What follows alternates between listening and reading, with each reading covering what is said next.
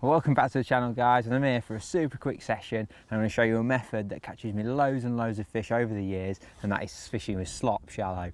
Now, it's absolutely brilliant for catching F1 shallow, particularly small F1s. Later on today, Willow Lake here at Shrewsbury Valley is full of little F1s from between like 6 ounce up to a pound, and fishing with slop, making a big cloud, is an absolutely deadly way of doing it. So without further ado, let's get to it. Talk about the bait, talk about the rigs, and let's get some fish caught. Okay, so the slop itself, I've gone for a bag of meaty salmon ground bait. The reason being, it's this lovely red sort of colour, this orangey red colour. It's a light ground bait too, so when I throw it onto the surface, it just splats on the surface and then makes it like a lovely lingering cloud. To be honest, any of the ground baits in the Sonu range would do, but I just like the red colour because it seems to linger about in the water quite a bit. Through that, I've mixed it quite wet, but there's a little bit of dry stuff in there. I'll just tweak it as I go along. I've got a bowl of water on my side tray, and I'll just tweak it with a little bit of water as we go along. The key is not to have it too wet, because the problem is they'll come really shallow, the fish, especially when they're ravenous. They'll come really shallow and they'll be hard to catch. You want to find that medium where the fish will just sit down a little bit, probably 10 inches deep, 12 inches deep, and that's where they're easy to catch. When they come really shallow, it can be a nightmare. But like I say, when it's for these small F1s, slop is really good. Now, I've got an odd caster through this. I've got some old casters just to use up, so I've put just a handful of casters in there just to give them a bit of particle. And then on the hook, I'm just going to use a 4mm pellet. You could use like a banded caster, a banded maggot. I'm just using a pellet for speed. Now, when it comes to rigs, I've got several set up. I have them all on short kits, ready to go. I have them in my hold all, in my top kit case, and then when it comes to the day, I can just slide them out and then just use them. So it's worth having 3 or 4 different rigs set up at different depths. The reason is you don't really want to be changing the length of line between your pole tip and your float. You want to pick up another rig with the same length of line, and then you can just fish at a different depth. So today I've set one up at 10 inches. I've got one up at like 14 inches and I've got one up at 18 inches. So I'm just covering that shallow depth of water.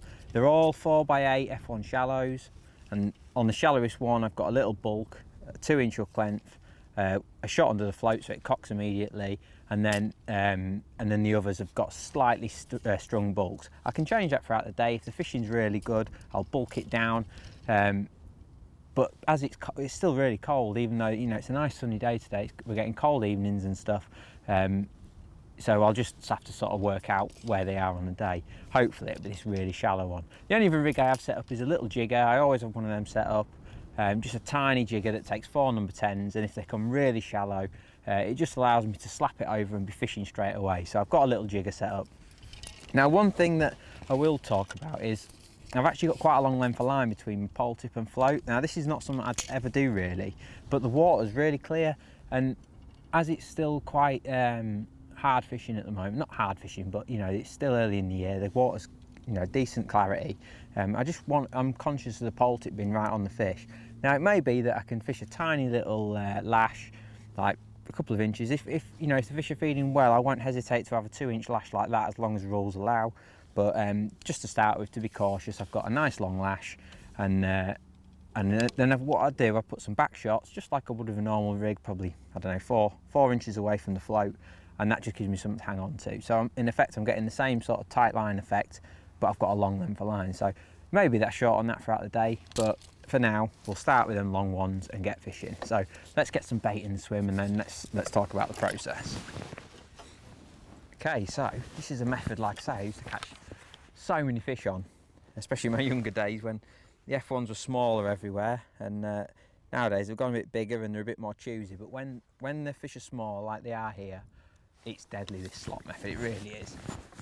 So what I'm doing, the key is to get into a little routine. Now, because I'm just starting, I'm going to feed before I ship out, but the key is to get to a point where you're hooking a fish and then feeding, so you're not feeding on top of your float, if that makes sense. And if the fish, just wetting my slop up a little bit, and if the fish are obliging, then that's how we'll get it done later. So just a nice little bit of slop. I'll quickly buzz out there, turn the rig over right among it, and what I'm doing, you can see there, I've got my back shots. There we go, straight away. So I've got my back shots, just a little tiny F1 there to start with.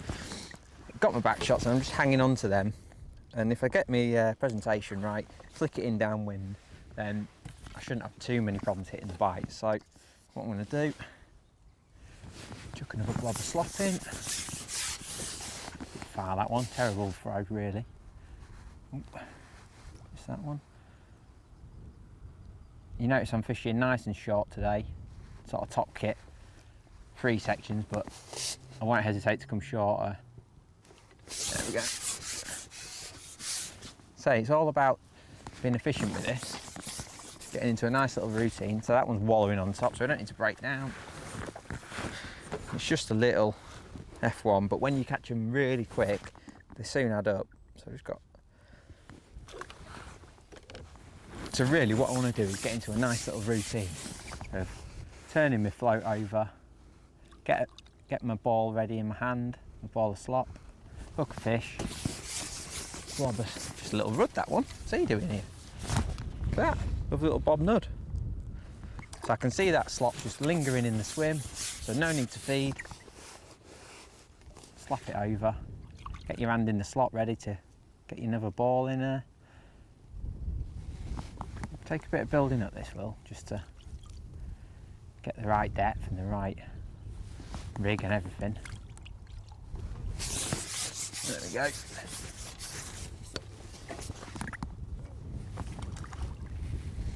Nice little F1. So they may, like I say, they mainly look small, but when you've got, you know, you're catching 200 or 300 in a session like you would do on this lake, then they soon add up, and you know, big weights of them are often on the cards, even though they are small. It's all about being efficient. So already I'm thinking I could probably take a joint off. There we go. Slightly better one. There's loads of venues like this up and down the country where you're fishing for these small F1s, and this slot method is so good. You know, all of a sudden we've got 2 fish there, probably close to a pound in 2 fish in under a minute. So see how it adds up. So I don't want to feed now until I hook another fish, if I can help it. Hands in the bowl.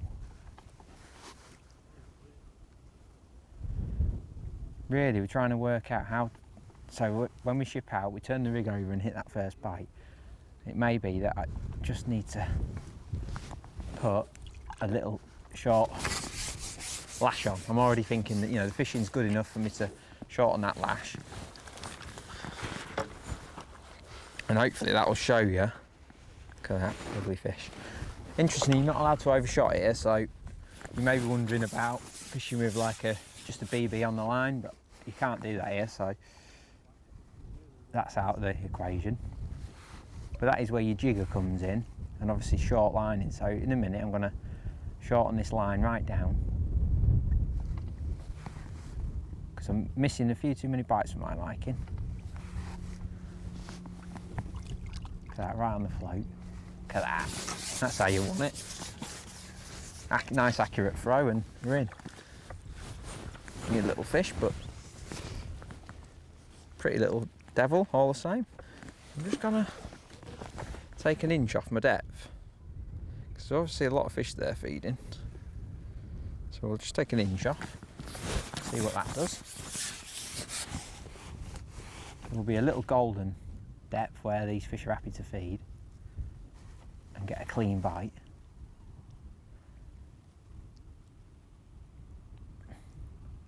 Love these little F1 shallow floats, they just fish straight away, they're brilliant.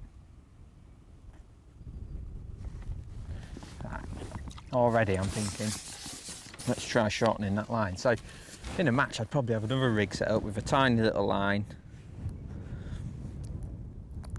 but we're doing this on the fly, so I'm going to get rid of them back shot. I won't need them because I've got a short length line on.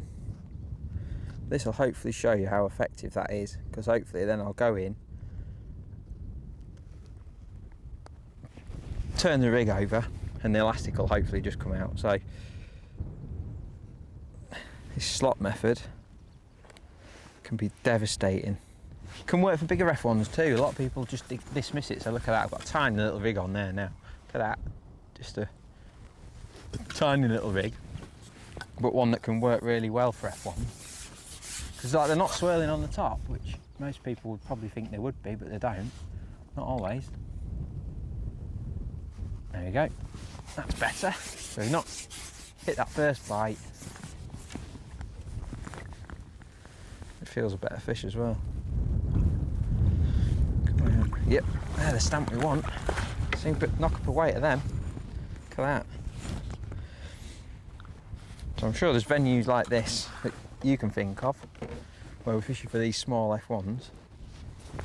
So now we've found that the length of line between the pole tip and float is right. It's then about getting into the routine, working out when's best to feed. And it might be that tapping's good, because they're obviously coming to the noise of the balls, the slop going in. Look at that, right on my float. There's decent fish. It's amazing how just coming that little bit shallower gets you these slightly better fish. And they might not look massive, but like if you catch 100 of them compared to these little tiny ones that are in this lake, you know, that, 2 of them, you've probably got £1.50. So just these small adjustments when you're in a fish race can add up to big differences at the end. And that's what people don't understand. They just think you've got to keep going, take your brain out and just keep shipping fish back.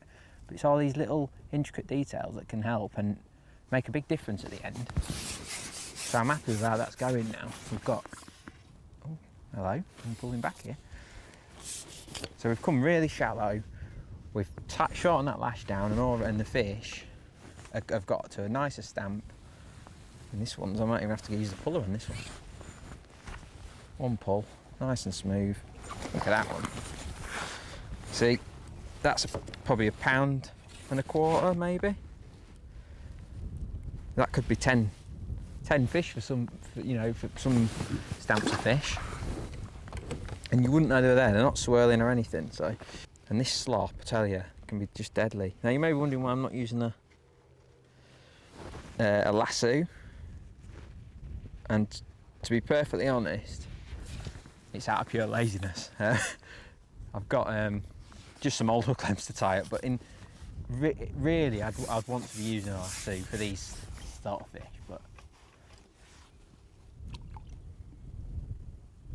look at that. So that's how you want it. You want to turn the rig over, get a couple of slaps in, and then your ball goes on top. If you can do that, get that little process right, you're onto a winner.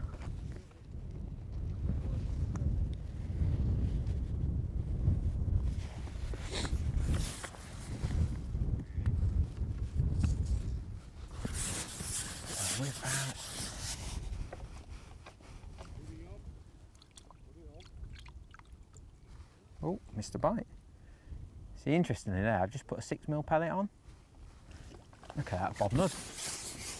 Didn't know there was any bob nuds in this lake. Nice little fish though.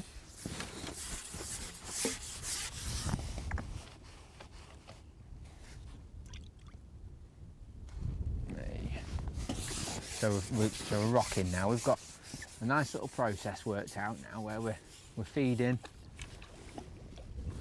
after we've hooked the fish to keep everything nice and calm and clean. You can get carried away. You'd end up feeding and feeding and feeding, and there'd be up like piranhas on the top. They're actually quite hard to catch when they're like that. So just slow the bait down. Look at that. You see, as clean as that. And that's how you want it.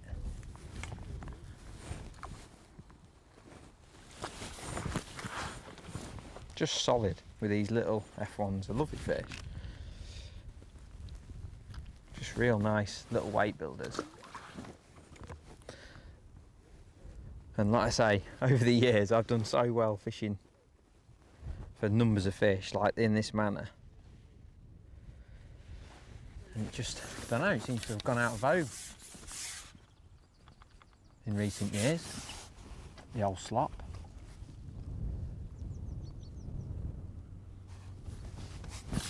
There we go, we got it. Got it rocking now, lads. Got it rocking.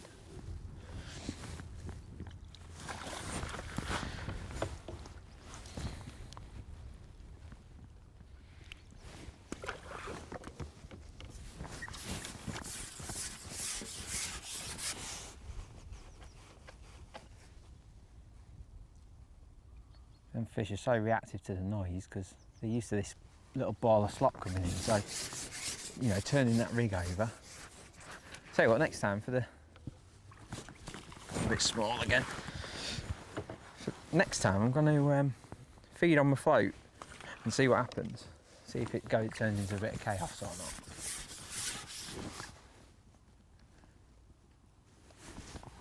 We'll feed, slap the rig on top, see what happens. Any bites?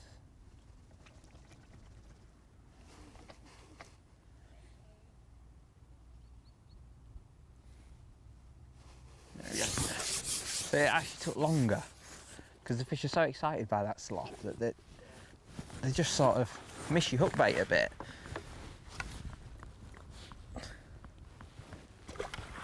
Which is, you know, it's great, but it can be better to just slow it down a little bit with this slop. So we'll follow that ball in, see what happens.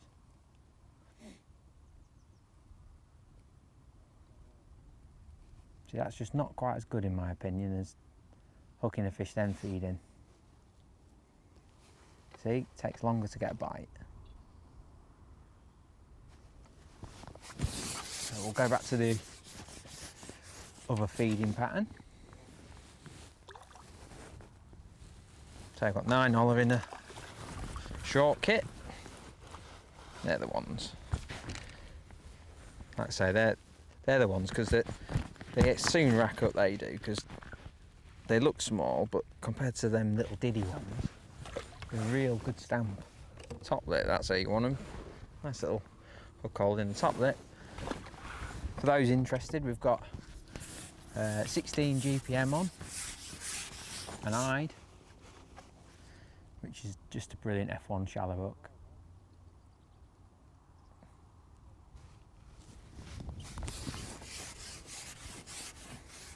The great thing about this is because you're feeding a slop, it's like you pull fish from other people. You know, if I was just feeding pellets today, obviously I'd catch loads of fish because they're hungry fish, but the slop is so aggressive it pulls fish in from far and wide.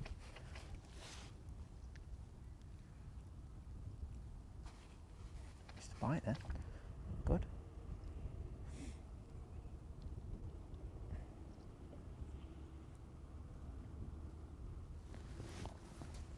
Look at that, that was accurate, wasn't it? Right on my float. Not worked for me though.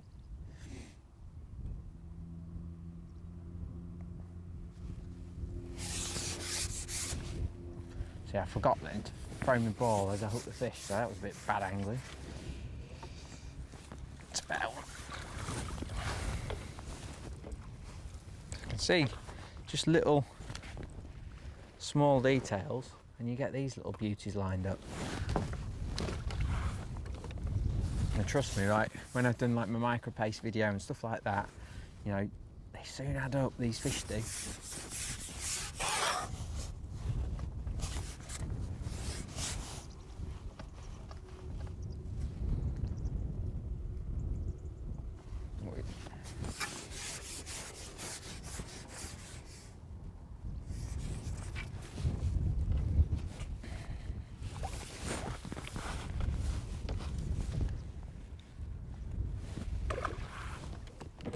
So I know loads of venues where they put these new F1s in, newer lakes and stuff, and oftentimes they can play a big part in them winning weight. So, you know, a lot of people fish for them on this lake real short, like in the edges and stuff, but I personally don't think you can beat this. When they start feeding on this slop and stuff, it's game over. Good night, Irene. So it's worth fishing with, like you notice I'm fishing at the start of a section, and there's a good reason for that, because as accurate as, you know, we try and be with the balls of slop, you know, odd time the ball will go past, and just being able to follow it out with your section just means you're not missing out. You know, you can just nip out there and get one off that ball that maybe has just gone past the pole tip.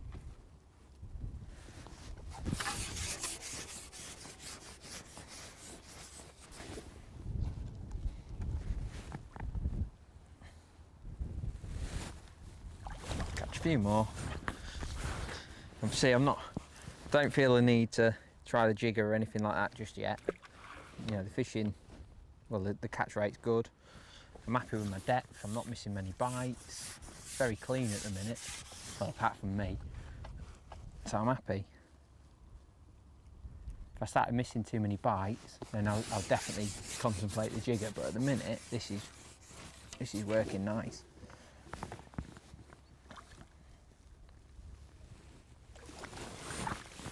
It's fast and furious fishing, but you know, this is a big part of match fishing. These little F1s. Like I said, there's plenty of fisheries up and down the country where fishing for these and catching 200-300 of them in a session is what the lakes are like. So you've got to be good at it.